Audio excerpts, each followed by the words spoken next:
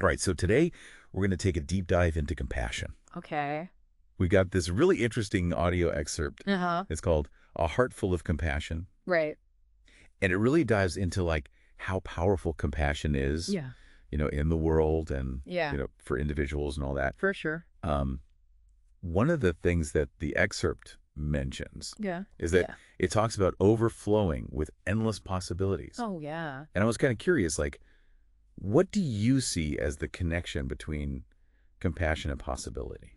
Well, it's like when you approach things with compassion, you're Yeah. not just trying to fix things, It's like Yeah. you're looking deeper. Mm-hmm. And when you look deeper, Right. it unlocks new ways of thinking, Yeah. new ways of interacting, problem solving. Mm-hmm. And I think that is where the endless possibilities come from. So it's kind of like it opens up your perspective, Yeah, totally. which then allows for like Yeah. new and different and exciting solutions. Yeah, exactly. Yeah. Like, think about it. When you're only focused on the immediate problem, Right. you might miss the bigger picture. Mm. But compassion, it helps you step back, Yeah. see things from different angles, and that can lead to breakthroughs. Okay, that makes sense. Yeah.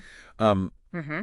the excerpt also talks about joy, empathy, and understanding as like components of compassion. Oh, yeah. They all play a really important role. Right. Yeah. So like what do each of those kind of bring to the table when it comes to like compassion? Well, joy, it's like the fuel, Yeah. It gives you the energy to want to connect with people and make a difference. Mm-hmm. And then empathy, that's what lets us step into someone else's shoes and really understand their experience. Okay, now see, I always get confused with like empathy versus sympathy. Oh, yeah. A lot of people do.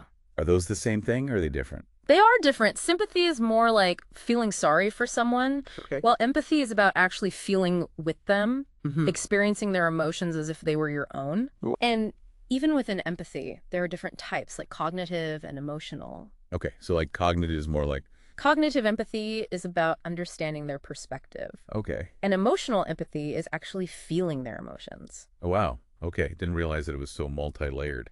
Yeah, it can be complex. Yeah.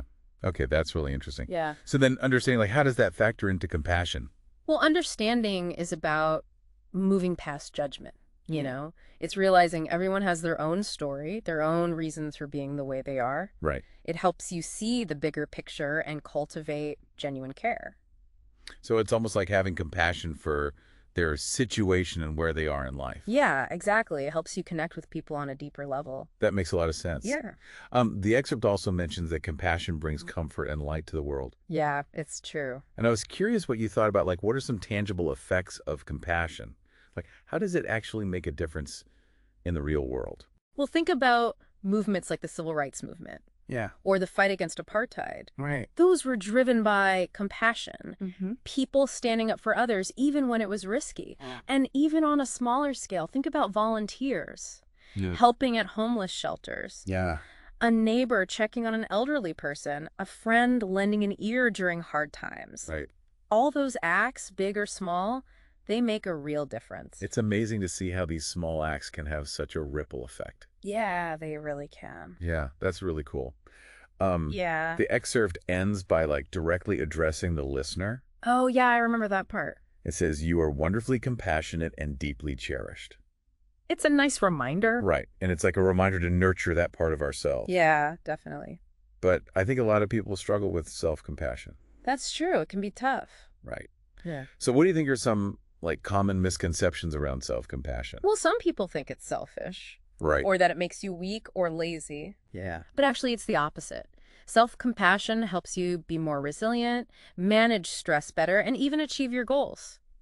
Interesting. It's like having a supportive friend in your head Yeah. instead of a constant critic, Right. Yeah, for sure. So how can people actually cultivate more self-compassion? Well, mindfulness is really helpful. Okay. Just taking a few minutes each day to observe your thoughts and feelings without judging them. Right. Notice when you're being hard on yourself and then Yeah. try to be kind like you would to a friend. Yeah. You can also practice gratitude, focusing on the good things. Yeah. And don't forget self-care. Taking a bath, spending time in nature, those things help too. So just taking time for yourself and doing things you enjoy. Exactly. It all adds up. Okay, so it's been really eye-opening today diving into compassion. Yeah, it's a fascinating topic. It's more than just a feeling. It really is. It's like an action and a choice. It changes how we interact with the world. Yeah. and how we interact with ourselves. Absolutely.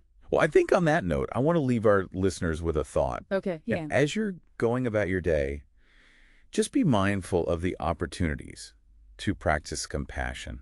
That's a great takeaway. Even in little ways, it can make a difference. It really can. And then you might be surprised by the positive impact it has. Yeah, you never know who you might touch. Exactly. Yeah. All right, that's our deep dive for today. Thanks for having me. Thanks for joining us.